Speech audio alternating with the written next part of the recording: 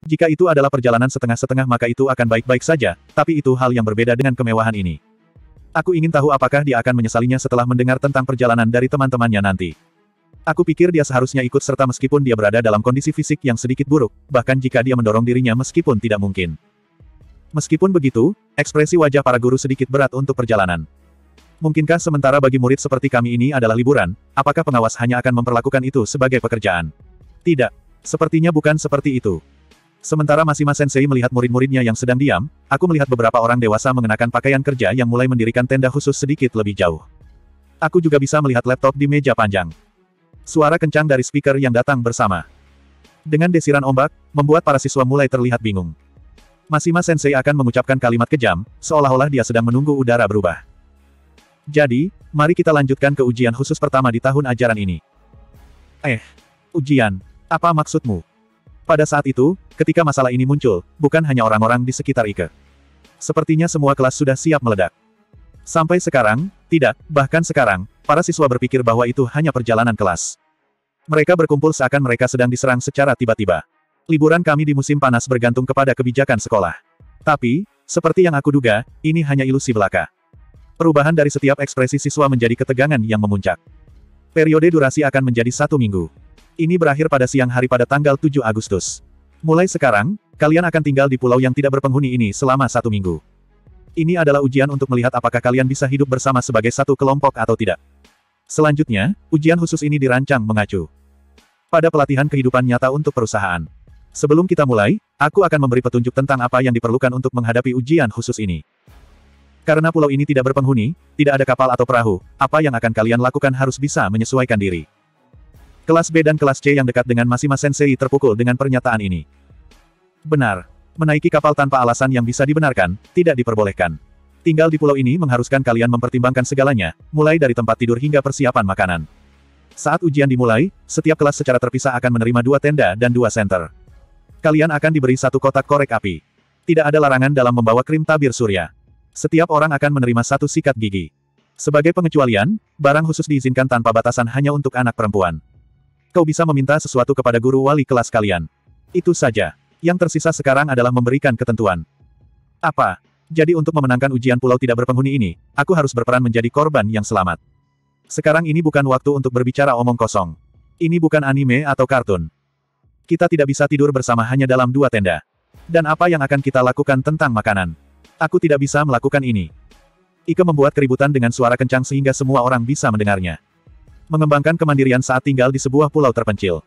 Memburu binatang liar untuk makanan, mandi di sungai yang mengalir dan membangun tempat tidur kami dengan dahan pohon. Ini benar-benar seperti sedang menonton film atau membaca novel. Siapa yang mengira akan datang hari di mana sekolah kami menyiapkan ujian semacam ini? Tapi tidak ada tanda-tanda dari Mashima Sensei bahwa ini adalah lelucon.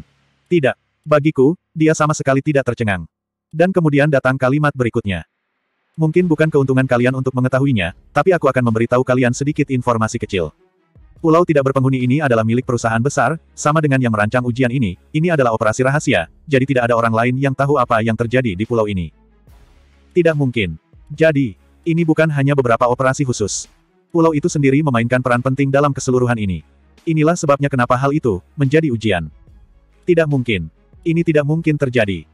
Sekarang, karena ini melanggar peraturan, kita ingin berhenti. Jadi, apa yang Mashima Sensei beritahu tentang pulau ini, hanya sebagian saja yang benar.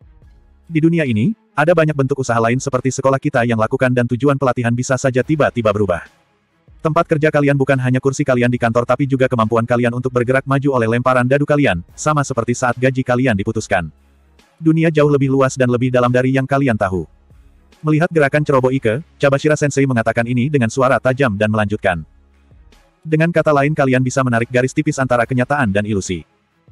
Banyak murid yang tidak bisa memahami realisasi situasinya, kemurungan terlihat di wajah mereka.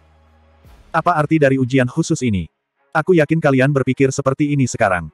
Atau kalian mungkin meragukan keberadaan program pelatihan ini. Namun, murid yang berpikir seperti ini akan menjadi orang dewasa tanpa kemungkinan di masa depan. Kalian mungkin berpikir, apakah ini merupakan dasar untuk mengkritik dengan kata-kata seperti, kau tidak mungkin, kau bodoh. Tapi kalian hanyalah murid. Kalian bukan siapa-siapa dan ketidakberuntungan kalian sejajar di antara diri kalian sendiri. Apa kalian akan mengkritik metode perusahaan kelas atas? Itu menggelikan. Untuk memberi kalian sebuah contoh. Untuk mengendalikan perusahaan, kalian harus naik ke puncak sebagai manajer. Jika kalian adalah pemimpin yang mengelola perusahaan berpangkat lebih tinggi daripada yang aku sebut, mungkin kalian berhak menolaknya. Namun, seharusnya tidak ada dasar untuk menolak manusia yang lebih rendah, sejak awal. Masing-masing dari kami, masih shock, baru saja mendengar potongan-potongan kalimat ini. Dengan senang hati berpikir bahwa semua ini hanya kebohongan. Tetapi persis seperti yang dikatakan Mashima Sensei sebelumnya. Tidak ada gunanya menyangkal. Mulai berpikir egois, aku menyadari situasiku. Aku harus melewati bagian pemilihan ujian terlebih dahulu dan berhenti berpikir bahwa, ini menggelikan, atau, ini tidak mungkin terjadi. Aku harus mulai dengan mencoba memahami orang-orang di dekatku. Haruskah aku mendekati mereka dengan lelucon? Tapi, Sensei, seharusnya ini liburan musim panas dan kami datang ke sini dengan alasan perjalanan. Tidakkah kau berpikir mengikuti ujian pelatihan bertahan hidup bukannya permainan curang? Beberapa murid kelas akhirnya ingat bagaimana memprotes. Hal ini diikuti oleh yang lainnya juga. Aku mengerti. Kalian tidak salah tentang hal ini. Aku juga mengerti ketidakpuasanmu dan omelanmu. Berbeda dengan Ike, Mashima Sensei mengakui sebagian keberatan dari para siswa namun tidak memberikan ucapan biasa. Pada saat itu ketidakpuasan semua orang terlihat jelas. Hingga pada proses merasa keberatan. Bahwa sudut pandang murid dan guru berbeda. Tapi jangan khawatir. Dalam kehidupan sehari-hari yang kejam ini, dipaksa mendapat kritikan keras sangat umum terjadi. Jika kami mengatakan bahwa ini adalah ujian khusus jangan terlalu memikirkannya. Mulai sekarang selama seminggu, kalian akan berenang di laut, kalian juga bisa pesta barbecue. Aku pikir itu akan menyenangkan. Kalian bisa duduk mengelilingi api unggun, berbicara dengan teman dan mengembangkan hubungan. Itu tidak terlalu buruk, bukan? Tema ujian khusus ini adalah kebebasan. Kebebasan adalah temanya. Kita juga bisa membuat barbecue. Dan semua ini adalah bagian dari ujian. Aku tidak mengerti. Meski merupakan ujian, mereka memilih kebebasan sebagai tema. Begitu para murid mendengar tentang tema tersebut, mereka merasa lebih bingung. Ujian bertahan di pulau terpencil ini seharusnya sangat penting. Sudah diputuskan bahwa masing-masing kelas akan diberi 300 poin. Jika kalian memutuskan untuk menggunakan poin ini dengan bijaksana selama 1 minggu, ada kemungkinan kalian akan menikmati ujian ini seperti sedang dalam perjalanan. Untuk itulah kami menyiapkan manual. Mashima Sensei sudah membuat manual ini dengan mengumpulkan info dari berbagai guru selama bertahun-tahun, sampai cukup tebal untuk diubah menjadi sebuah buku. Buku ini berisi daftar bagaimana kalian dapat memperoleh poin. Memberitahu tentang kebutuhan sehari-hari, minum air atau mencari makanan, juga tentang bagaimana cara membuat barbecue. Soal peralatan, bahan dan cara menyiapkan makanan, bagaimana cara menangkap makanan dari laut, bagaimana cara menyimpan makanan dan air, bagaimana cara menikmati kehidupan sehari-hari kalian, bagaimana mengumpulkan berbagai alat dan cara menggunakannya dalam banyak kesempatan. Perlahan-lahan wajah suram murid mulai berubah. Singkatnya, dengan 300 poin ini kami akan bisa memiliki apapun yang kami inginkan. Benar. Kita bisa mendapatkan apa yang kita butuhkan dengan mengumpulkan poin. Kita bisa melakukannya. Jika kita membuat rencana yang tepat tentang bagaimana membelanjakan dan bagaimana mengumpulkan poin selama seminggu, itu bukan berarti tidak mungkin. Jika kita bisa hidup dengan poin ini selama seminggu maka ujian ini benar-benar akan seperti liburan. Kurang lebih seperti itu akan menjadi hal yang paling dekat yang bisa kita nikmati. Tapi, Sensei, kau bilang ini adalah ujian. Bukankah seharusnya memiliki tingkat kesulitan? Tidak. Tidak ada kesulitan, bahkan tidak akan mempengaruhi semester kedua, aku jamin itu. Jadi, kami harus menikmati diri kami di sini selama 1 minggu. Benar, nikmati saja dirimu dengan bebas.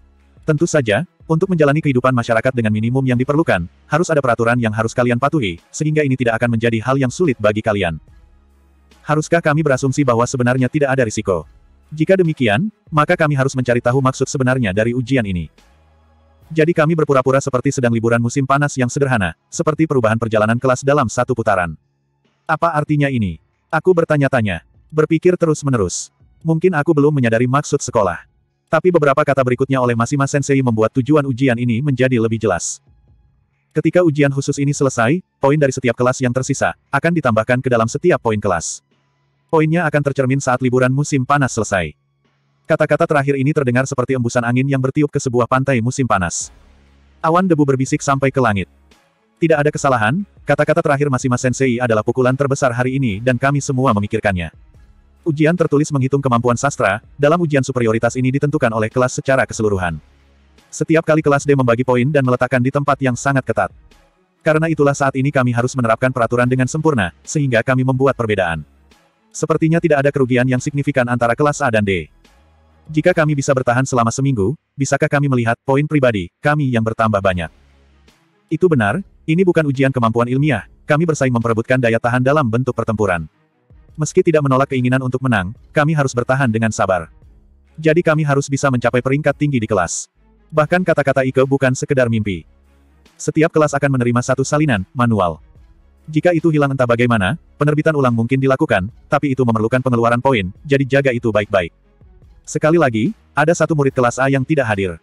Karena ini adalah ujian yang membutuhkan kemampuan fisik, meski murid absen karena alasan kesehatan yang buruk, kami akan mengambil 30 poin dari kelas A sebagai penalti. Jadi, kelas A akan dimulai dengan 270 poin. Bagi kelas A yang hadir, mereka menerima pukulan tanpa ampun itu. Para murid gemetar dengan keadaan mendadak.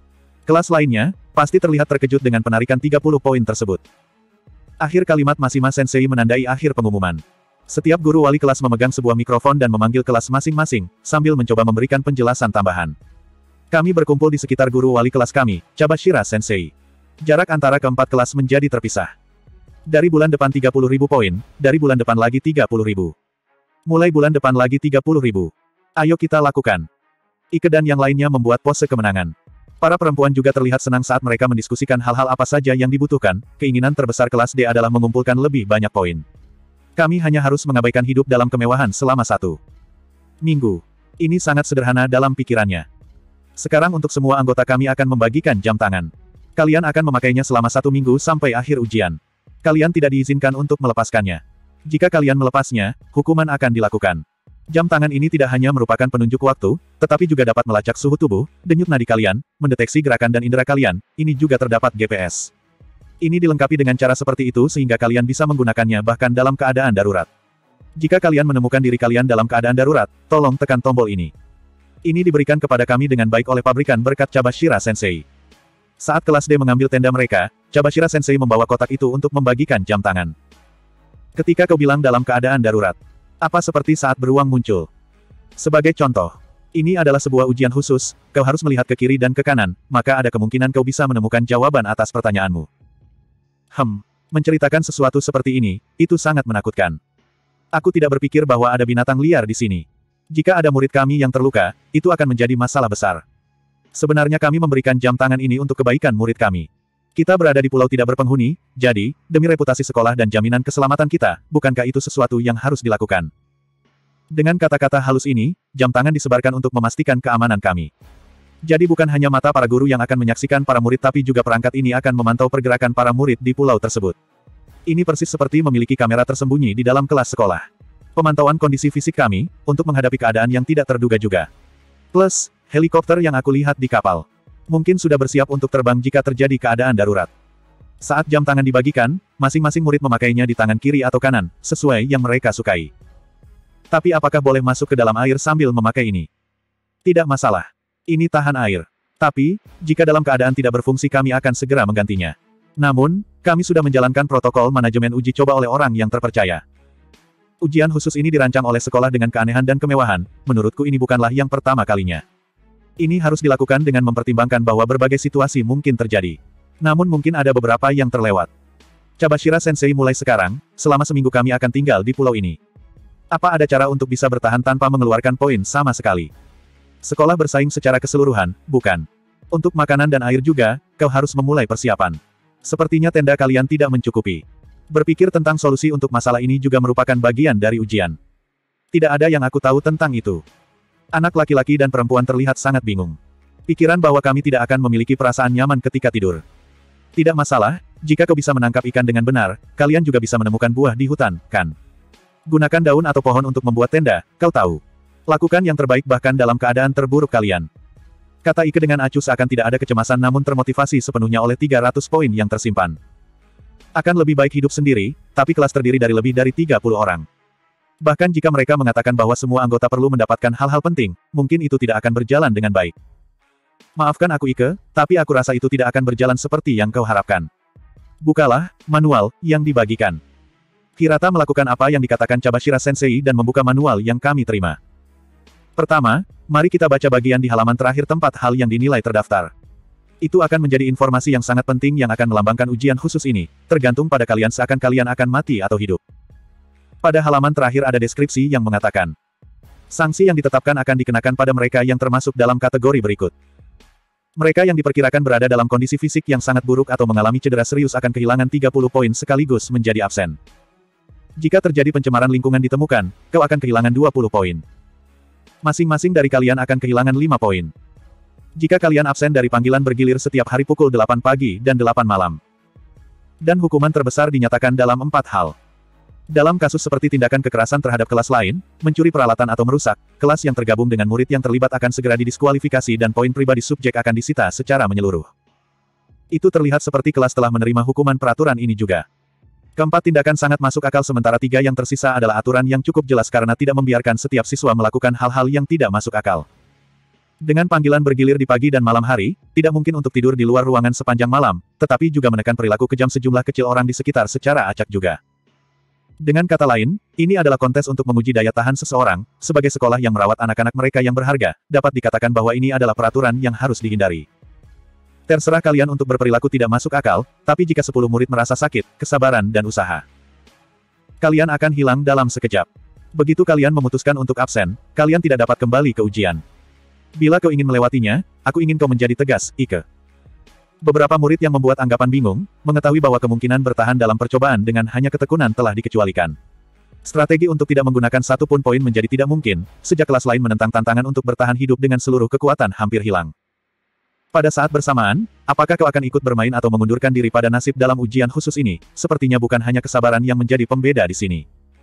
Bagaimana caranya untuk menggunakan poin secara efisien, berhemat dan menyelesaikannya selama seminggu? Mungkin. Bagaimanapun, bentuk ujian khusus terlihat sedikit demi sedikit. Pada dasarnya, tidak bisa dihindari untuk menggunakan poin pada sistem ini, bukan? Kata seorang gadis bernama Shinohara yang sedang mendengarkan pembicaraan. Aku tidak setuju dengan kompromi sejak awal. Sebagai metode pertarungan, kita harus siap sampai kita bisa melakukannya. Aku setuju tapi akan sulit jika kondisi fisik kita menderita. Hirata, jangan katakan hal yang mengecilkan hati. Kita memiliki ujian bertahan atau ujian kesabaran, kan? Semakin kita mengenal peraturan, semakin kita memiliki pendapat yang berbeda. Pendapat akan terpisah. Meski begitu, jumlah barang pada manual yang bisa dibeli pun cukup banyak. Peralatan penting untuk kelangsungan hidup seperti tenda dan peralatan masak, kamera digital dan transceiver, payung, pelapung, set barbecue dan barang untuk hiburan seperti kembang api. Makanan dan air juga penting untuk hidup. Semuanya diatur sedemikian rupa sehingga bisa diatur dalam poin. Jika kita ingin menggunakan poin, semua orang bisa mengajukan permohonan dengan memintanya ke guru wali kelas kapanpun. Cabashira Sensei, tolong jawab jika kau bisa. Apa yang terjadi jika seseorang absen setelah menggunakan 300 poin? Horikita yang mendapat penjelasan dasar, mengangkat tangannya, bertanya pada Cabashira Sensei. Pada masalah itu, hanya jumlah orang yang mengundurkan diri bertambah atau yang mengundurkan diri meningkat, jika itu masalahnya, poin tidak akan berubah dari nol. Dengan kata lain, kami tidak jatuh sampai minus dengan ujian khusus ini, kan? Cabashira Sensei sebelumnya menegaskan. Mashima Sensei juga mengatakan tidak ada pengaruh negatif dari ujian tersebut. Sepertinya itu benar. Cabashira Sensei melanjutkan sambil mengecek jam tangannya. Satu tenda yang disediakan cukup besar untuk digunakan 8 orang. Beratnya mendekati 15 kilo jadi mohon berhati-hati saat membawa. Apalagi sekolah sama sekali tidak akan membantu mengenai kehilangan atau kerusakan barang yang terjadi di dalam sana. Dengan sebuah tenda baru, ingatlah untuk menggunakan poinmu. Tidak masalah jika aku bertanya sesuatu, Sensei. Di mana letak panggilan absen bergulir ini? Sudah diputuskan bahwa guru wali kelas akan bersama-sama dengan masing-masing kelas sampai akhir ujian. Jika kau memutuskan sendiri sebuah tempat berkumpul, harap laporkan. Aku akan mendirikan tempat dan panggilan absen bergulir akan dilakukan di sana. Setelah kalian sudah memutuskan tempat berkumpul, kalian tidak bisa mengubahnya tanpa alasan yang dapat diterima, jadi tolong pikirkan secara menyeluruh, ini juga berlaku kepada kelas lain tanpa terkecuali. Apakah ini berarti bahwa Cabashira Sensei akan menghabiskan waktu seminggu dengan kelas D sebagai pengawas? Tentu saja, dia tidak akan membantu dengan cara apapun. Dengar, Sensei, aku minta maaf karena mengganggu pemberitahuanmu di tengah jalan, tapi aku ingin pergi ke kamar mandi. Bisa jadi karena jus yang sudah aku minum beberapa waktu yang lalu, di mana toiletnya? Sudou dengan tenang melihat sekeliling.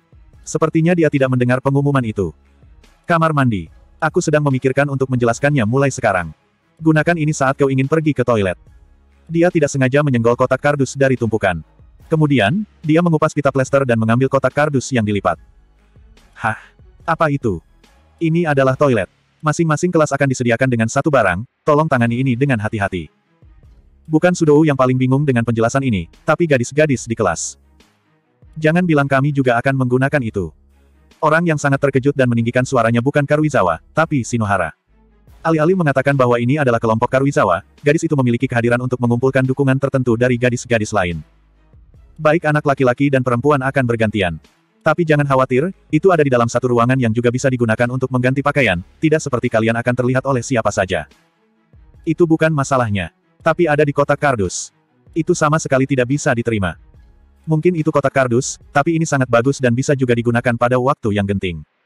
Aku akan menunjukkan cara menggunakannya mulai sekarang, jadi tolong ingat dengan baik.